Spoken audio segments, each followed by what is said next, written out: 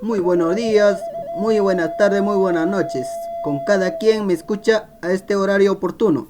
En esta oportunidad le voy a dedicar un poema escrito por mi persona en quechua, un jarawi.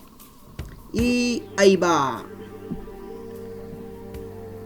Musjoy chayaypim poñunki kuyas hachay.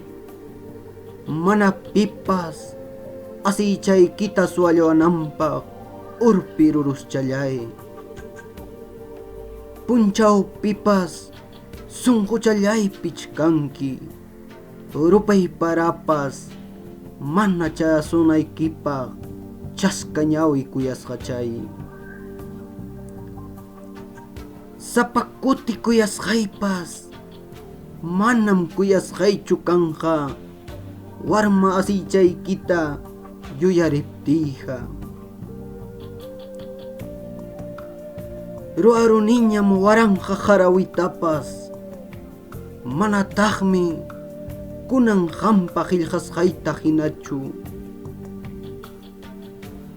Chaymi rusas uyasipascha mañakuyki, sunqu challaypi takyanaykipaq.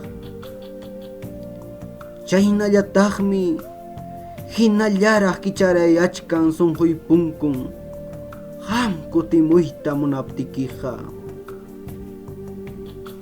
Hintichapas waqanmi manaña qam kutimuyta munaptiki.